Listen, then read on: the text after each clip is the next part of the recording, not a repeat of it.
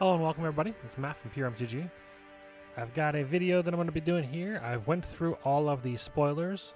There's like, I believe all of them are spoiled. I'm actually not 100% sure, but either way.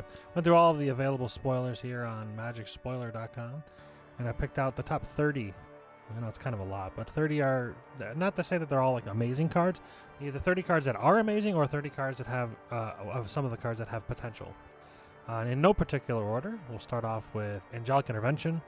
It's just an instant spell. Target creature or planeswalker control gains protection from colorless or from the color of your choice until end of turn. If it's a creature, gets a 1/1 counter.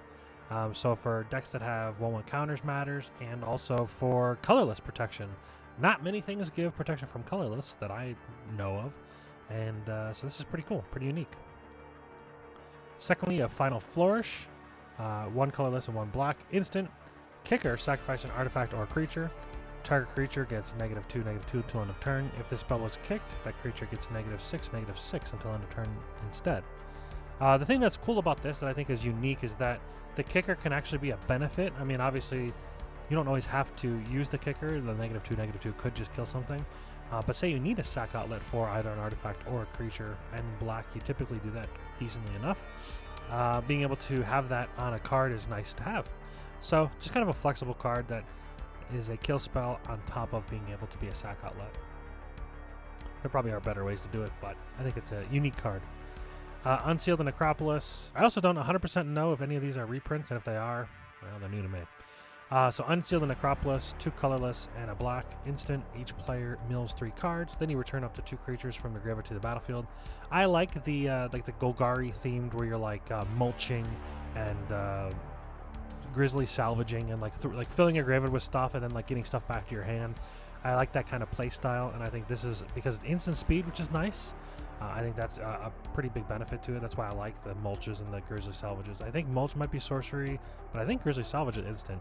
But either way, cards like this, you're milling your opponents, so that could help them, but it also could hurt them if they're not a graveyard strategy type of commander. This is all commander related, by the way.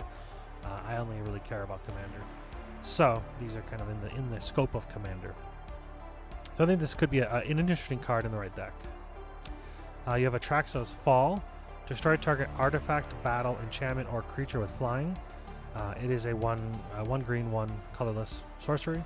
I wish it was instant speed. The sorcery kind of is not great from it, but the thing that I think that's most useful about this is not only is it flexible, but it's the first thing that just straight up kills a battle. So you can place a battle, if they're any good, but you can place a battle, there are a couple, and then destroy it with your Atraxa's Fall, so you don't have to attack it if you have no other use for it. So it kind of just gives you flexibility. I like the idea of attacking it instead of having to use a card to get the advantage of whatever the battle is, because I think that's like the best value, even though you are trading your opponent's life total a little bit for whatever the effect is, which means it has to be a pretty strong effect for the battle to be useful. But I do think the ability to have this as flexible as this is, if this were an instant, it'd be wild. But as a sorcery, it's just kind of okay. Probably get decent flex spot. I would say probably run these if you're playing battles. Otherwise, obviously, there's better other things. But if you're running battles, definitely an auto include, I feel. Cosmic Hunger, 1 colorless, 1 green, instant speed. Target creature you control deals damage equal to its power to another target creature, planeswalker, or battle. See, this is the one that I think is the best one as far as being able to like take care of battles. Being able to like ram through a creature into a battle that you have up is pretty nice. It is instant speed, which is also fantastic. It's only 2 mana. So if you summon a battle and then at the end of their turn you take one of your creatures and slam it into your battle, destroy the battle, get the effect or whatever, it can be pretty nice. Portent Tracker, 1 colorless, 1 green. It's a 1/1 Satyr Scout, untap target land. We didn't have enough of those, so why not make another one? And then choose target battle. If an opponent protects it, remove a defense counter from it. Otherwise, put a defense counter on it. Activate as a sorcery. So it messes with battles a little bit, but it also has the untap target land, which is nice. There's plenty of lands that tap for additional mana, so this could be a ramp. Even if it's not, it's just one color. It kind of is a ramp. It's kind of a mana dork, but at the same time, it also has to do with the battles. So just in case you guys aren't familiar with what a battle is, so a battle is similar to like a planeswalker. A lot of them are modal cards. Actually, I think all of them are modal cards. They'll have something on the back, And then when they enter the battlefield, they have like this number down here, bottom right, 3. That means that it enters the battle with 3 defense counters. So anything that removes counters is pretty strong. They come into the battlefield with defense counters. Where is it at? Yeah, here it is. Each enters the battlefield with defense counters on it equal to its defense. So being able to remove counters from it or add counters to it to make it more difficult for your opponents to break through their battle or whatever. That's pretty good. Where were we? There we go. Halo Hopper. This one's kind of just an interesting thing. It's a Convoke, 3 mana, 3/2. Because it's artifacts, it could probably go into a free... It's kind of like Affinity for artifacts, sort of. It's like bad Affinity. I figured it'd be interesting. Probably not that big a deal, but, it could be free. Free things aren't bad. Urbrask, this guy is a monster. It's basically, if you took Burgi, God of Storytelling, whenever you cast a spell, add a red. Until end of turn, you don't lose that mana. That's basically all you care about on her. But then you were to take that, and whenever you cast an instant sorcery, so it is limited to instant sorcery, but it pings an opponent, and then you also still add red, which most of the time in the red-blue decks that you're doing these spell slinging type style decks, most of them are instants and sorceries. Not every single card you do, but most are. So you'll get that red back. So this is basically better Burgi-ish. But the thing that makes it even better is Exile Urbrask, you flip it over transformed. You can only do it as a sorcery, and then only if you've cast 3 or more instants and sorcery spells this turn. Pretty easy to do. And then you get this effect right off the rip. The Great Work deals 3 damage to each to target opponent and each creature they control. So it's a pseudo board wipe as you're popping off. That's pretty solid. Saga 2 is create 3 treasure tokens, and then also until end of turn you may Past in Flames. So you may, I'm pretty sure that's the card. You can cast all instant sorcery spells from your graveyard, and then they get exiled. So pretty flexible, just overall really solid Urbrask. And of course it's a 4/4 for striker, also not a terrible body. You've got one of the first battle cards that I thought was pretty decent. Not amazing, but decent. It's only a black and a white. You cast it as its battle. It has 4 defense counters on it. When it enters the battlefield, you may sacrifice an artifact or a creature. When you do, exile target artifact or creature an opponent controls. So a sack outlet, which could be good if you need a sack outlet, but also a way to remove something from your opponent's side of the field.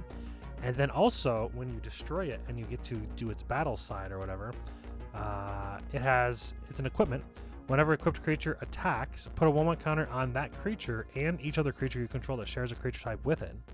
That's pretty strong, actually. For a lot of tribal decks, this could be pretty strong. Now, it is specifically white-black as the color combination. So white-black here, white-black on the reverse side. One of the things that they've done with battles, which is kind of annoying, is that they've given an identity to the other side, so you have to really pay attention to the identity, because the front side might be a mono color, but then the back side is a double color, so you have to make sure, or a different color, and you have to make sure that you can actually run that back side into your commander deck. Same rules as any other modal card. But yeah, pretty solid effect overall. Kenra, Spell Spear, 2 mana for 2/2 Trample Prowess. Already decent, not amazing, but decent. Then if you transform it, it becomes a 3/3 Ward 2 Prowess. Double Prowess, 3/3 Ward 2, so it has some protection. Now the problem with this is an activated ability. The activated abilities use the stack. So unfortunately, people can, as you go to switch this over, they can just kill your Jackal, your Kenra, right off the rip. So you can sink in the 3 mana or the 4 mana, depending on what you pay. And it could just die, and then that's a really sad time. So not amazing. I don't really like that. I don't like that you can have it could be, and it's only as a sorcerer as well. It's also not great. The fact that it can already be responded to because of activated ability really makes me think that it shouldn't be done as a sorcery. But I don't know. But it's fine. Not an amazing card, but decent. Invasion of Gobakhan. Gobakhan. 2 mana, 3 defense counters. When Invasion of Gobakhan enters the battlefield, look at the target opponent's hand. You may exile a non-land card from it for as long as that card remains exiled. Its owner may play it. A spell cast this way costs 2 more to cast. So kind of Thalia-esque.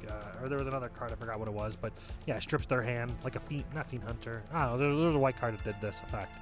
But I thought the backside was also pretty solid once you get past this part here. So you slow down the control player by playing this, but then on the backside, at the beginning of your end step, put a 1/1 counter on each creature that attacked this turn.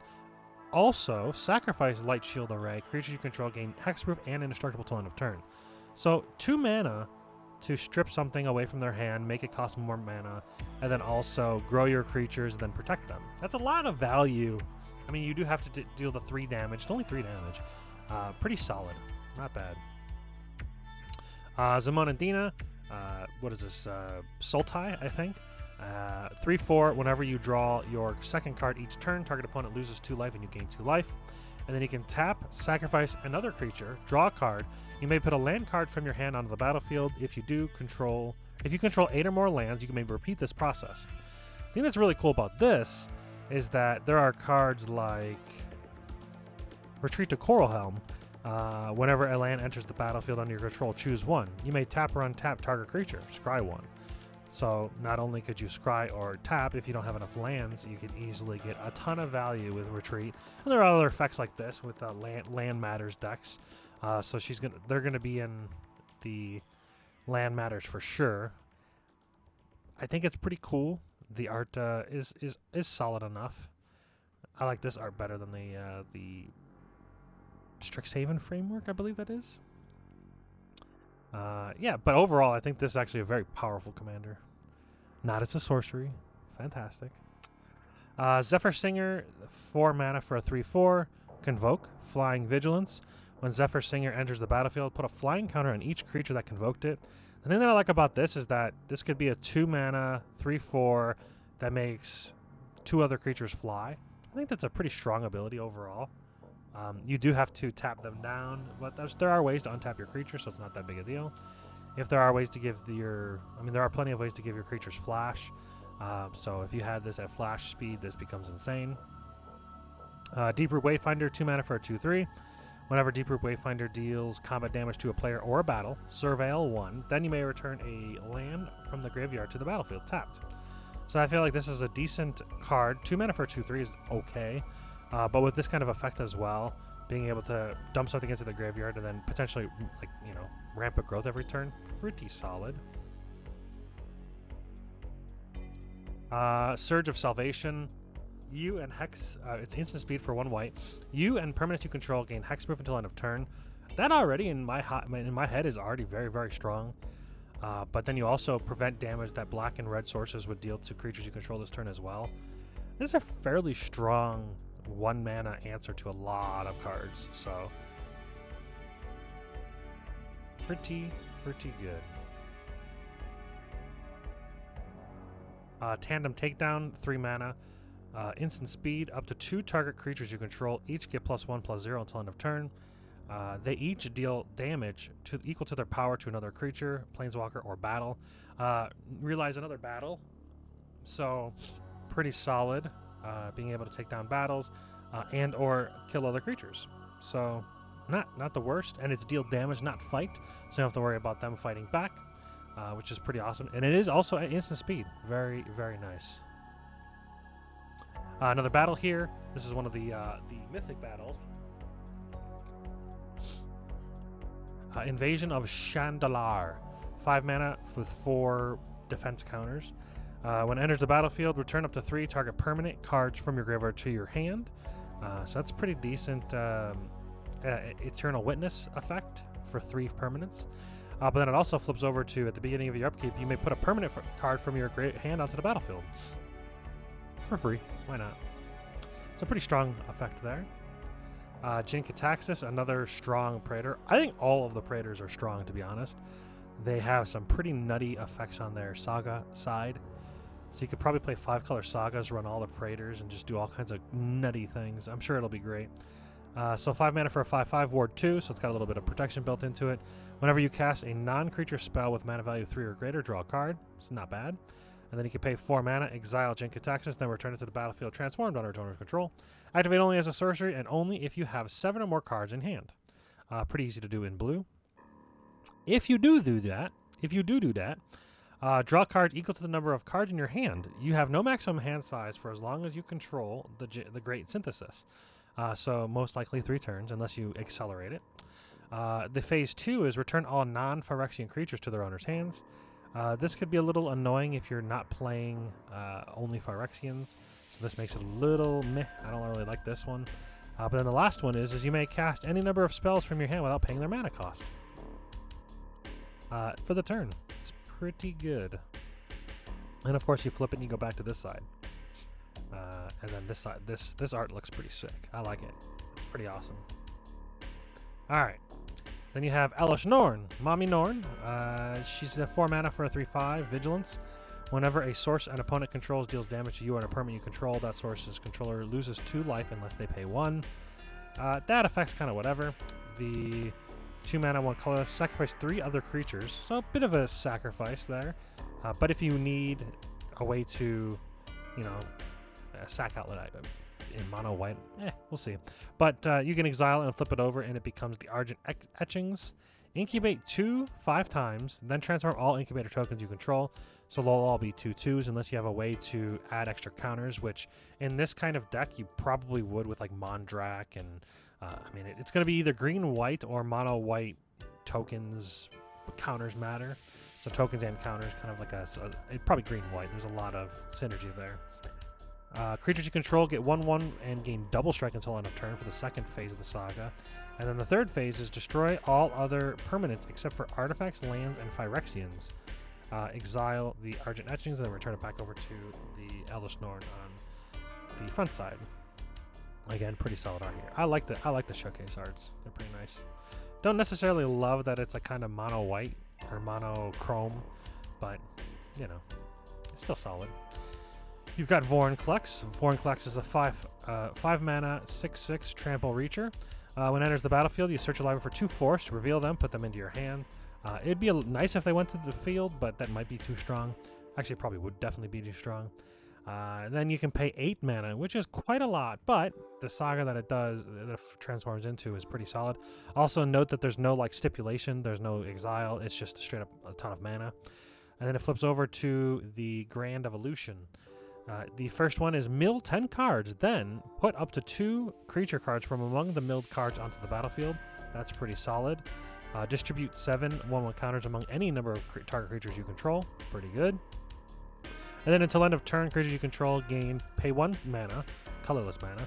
This creature fights target creature you don't control. And then you exile it, flip it back over to Vorinclex, which is pretty solid. Being able to fight a bunch of stuff. It says creature. Yeah, I was hoping it would say battle, but I guess you can't really fight a battle. But yeah, being able to fight stuff is pretty strong. Then you got Sheoldred, also again pretty strong. 5 mana for a 4/5 with Menache.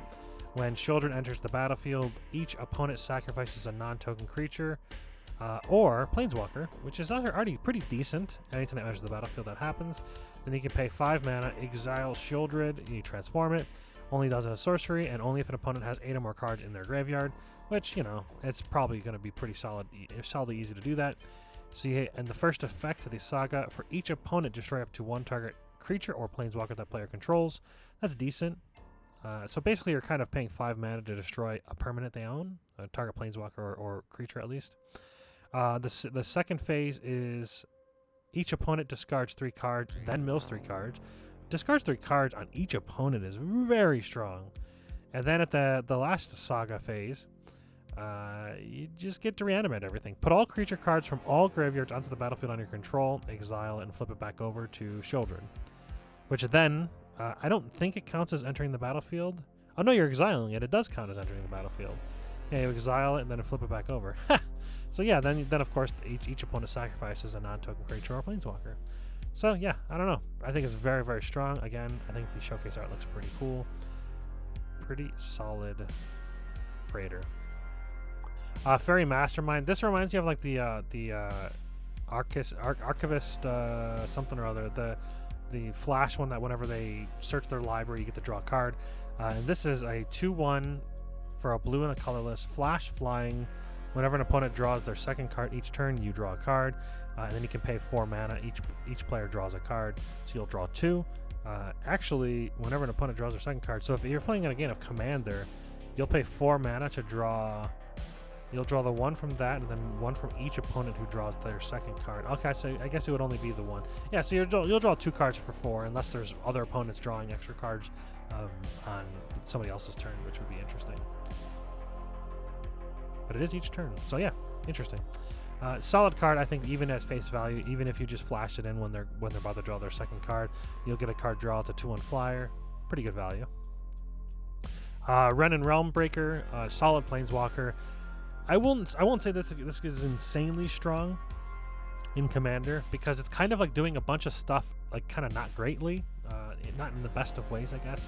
So like lands you control have add 1 mana of any mana colors or mana pool. So that, add 1 mana of any color, and that's Chromatic Lantern. So 3 mana, you're getting another effect, which is nice. So you're getting a better Chromatic Lantern. So that's solid. 3 mana for a 4/4 planeswalker that just does that is okay. +1, you get to animate a land against Vigilance, Hexproof, and Haste, but it is still a land. The thing that's most notable about this is it doesn't untap that land. So if you, for instance, you play this on turn 3, you animate the land. If you only have 3 land, then this has no protection unless you have played other things prior to it. So that's one thing I don't like. I also don't like animating my lands, quite frankly. I'm sure there are decks that do it and they love it, but I don't like it, because if you get board wiped and the land's animated, you lose the land too, and land destruction feels horrible. So that's why maybe that's why I don't like this card that much. I know people say it's busted, but I don't agree. But it is very flexible, which is nice. And then you've got -2, mill 3 cards. You may put a permanent from among the milled cards into your hand. And then -7, you get an emblem with, you may play lands and cast permanent spells from your graveyard. So you get the Muldrotha effect if you can get the ult off, which the ulti would take 4 turns to do, which isn't amazing. 3 turns if you don't care about losing it, because on the first turn you played would be 5, then 6, then 7. So then the 4th turn you'll be able to pop it off. And then you'll lose it, and then it's not terrible, but it's just kind of. This art looks sick, though. I will say the art looks cool. I don't know. I'm not hyped for it. Not as hyped as some of the other cards. You've got Kami of Whispered Hopes. This is a very solid counters matter deck card. So 2 mana for 2 colorless, 1 green for a 1/1. If 1 or more counters would be put on a permanent you control, that many +1/+1 counters are put on that permanent instead. And tap, add X mana of any color, where X is Kami of Whispered Hope's power. So ideally you get at least 1 counter on here, becomes 2. So then Kami of Whispered Hope taps for 3 mana already. So that's pretty solid. Being able to get counters on this if you're playing the right deck with it would be pretty nice. So this should give you lots of mana. And mana equals win. So you've got Polukranos Reborn, 3 mana for a 4/5 Reacher. That's already pretty solid value. I look at this card like an okay value for just that. But if you pay 6 colorless mana, and note that it has to be in a green-white deck because the Phyrexian white, but you pay 6 mana plus the Phyrexian white, most likely you'll always pay life unless you don't care about having that mana that turn. You transform it, again, activate only as a sorcery, very annoying, but it basically turns it into a Wormcoil engine without the Death Touch. Instead of Death Touch, it has Reach. So Polukranos, Engine of Ruin, it is a 6/6 life linker Reacher, and then whenever it dies, or another non-token Hydra dies, you create a 3/3 green and white Phyrexian Hydra creature token with Reach, and a 3/3 green and white Phyrexian Hydra creature token with Lifelink. So I guess it's slightly better than Wormcoil Engine because this cares about all Hydras. I could see this being a very solid commander for Hydras, like a Hydra commander. I don't really know how good Hydra commanders are, but this art is pretty sick. I love the Constellation art, and this just looks pretty badass. So I could see this being awesome. And if your Hydras die, you get a bunch of 3/3 Hydras in its place. So pretty nice. You've got the Realmbreaker, the Invasion Tree. This one is a pretty solid artifact for 3 mana. You can pay 2 colorless mana. Target opponent mills 3 cards. Put a land from their graveyard onto the battlefield tapped under your control. It gains. If this land would leave the battlefield, exile it instead of putting it anywhere else. The thing that's really good about this is good about any kind of landfall deck or landfall matters deck that does a lot of the not Conduit of Worlds, Crucible of Worlds effects, where they're like sacking lands, like fetch lands, and then playing another land from their graveyard, doing that 15,000 times a turn. They're playing like 6 lands from their graveyard. This stops a lot of that. It's at instant speed. It's not at sorcery, which is fantastic, and it's just 2 colorless mana. So it's basically rampant growthing every single turn, and it's preventing them from doing all the crazy stuff. And not only that, you're getting the crazy lands that they're putting into the graveyard. So this is just all in all, just an amazing card in my opinion, just with that. Nothing else. But not only that, because you're ramping yourself, why not also have an effect that says, pay 10 colorless mana, sacrifice Realmbreaker the invasion tree, search your library for any number of Praetor cards, and put them onto the battlefield. 10 colorless. This could go in any deck. Obviously, you'd want to play Praetors. But this card is pretty wild. I actually think, I'm surprised it's rare. In my opinion, it should be mythic. It's pretty strong. Okay, Invasion of Fiora. 6 mana for 4 battle counters. When Invasion of Fiora enters the battlefield, choose one or both. Destroy all legendary creatures. Destroy all non-legendary creatures. The thing I like about this is that you could do destroy all non-legendary creatures, and then your legendary creatures hopefully can take out the battle, so they can flip it into Marchesa, Resolute Monarch, which is a 3/6 menace death toucher. And then whenever she attacks, remove all counters from up to 1 target permanent. So you can start removing all of the defense counters from any battles you have on the other side, on whoever's side that you're attacking. Or of course you can just remove 1/1 counters from other people's stuff, or planeswalkers. You can destroy planeswalkers. Like, there's all kinds of things you can do with this. Pretty strong. She also has at the beginning of your upkeep, if you haven't dealt combat damage since your last turn, you draw a card and you lose a life. So a little bit of card draw if you weren't able to attack that turn, which would be pretty strange with the Menace Death Toucher, but maybe there are times sometimes you don't really want to. Evasion of Tarkir, 1 colorless, 1 red for 5 battle defense. When it enters the battlefield, reveal any number of dragon cards from your hands. When you do, Invasion of Tarkir deals X plus 2 damage to any other creature, or where X is the number of cards revealed this way. And then when it flips over, whenever you deal enough damage to flip it, Flying Trample, whenever a dragon you control attacks, it deals 2 damage to any target. 4/4 Flying Dragon. Pretty solid. I'm sure this will go in a lot of dragon decks. It is mythic as well. Heliod, the Radiant Dawn, 2 colorless, 2 white for 4/4. He's a legendary enchantment creature god. When it enters the battlefield, return target enchantment card that isn't a god from your graveyard to your hand. So this is probably going to be enchantment related. But it doesn't have to be, because it's going to be blue-white. As you see, it has 3 and a Phyrexian blue. Transform it as a sorcery, and it turns into Heliod, the Warped Eclipse. 4/6. You may cast your spells as though they had flash. Pretty strong. And then spells you cast cost 1 less to cast for each card your opponents have drawn this turn. So that's pretty solid, getting discounted for the number of cards they're drawing each turn. Being able to play your spells at flash, any spell, which is pretty damn strong as well. And realistically, you're paying 7 mana for a 4/6 thing that's going to discount your spells and be able to give you something that has flash. And then it even has really, really cool constellation art as well. So yeah, very strong. Only a rare as well. You've got Drana and Linvala, 1 white, 2 white, 1 colorless, 1 black for a 3/4 Flying Vig. Activated abilities of creatures your opponents control can't be activated, so that's a nice little Staxy style effect there. And then Drana and Linvala has all activated abilities of all creatures your opponents control, and you may spend mana as though it were any color to activate those abilities. Pretty strong, and then it has a really cool art here. I think Expedition art, it looks like. So you have Thalia and the Gitrog monster as the last card. 1 colorless, 1 white, 1 black, 1 green. For a 4/4 First Strike Death Toucher, pretty strong. You may play an additional land on each of your turns. Strong effect on a 4/4 for only 4 mana. And creatures and non-basic lands your opponents control enter the battlefield tapped. That's pretty nice. And includes fetch lands, which is pretty wild. Because most of the time they're going to fetch land something that comes into play tapped, and then that's double value. So whenever Thalia and the Gitrog monster attack, sacrifice a creature or land, and draw a card. You could definitely make a Landfall Matters deck or a Land Matters deck and have this at the helm as the commander and just get tons of fun value. And of course, First Strike Death Toucher is already really strong on 4 mana for 4/4. Then you've got this not as great art. This is the the showcase art here. So yeah, it's okay. As of all the arts, it's not the best, but I like this art. Honestly, I kind of like the not showcase art better. Gitrog looks better. get Rogue Monster.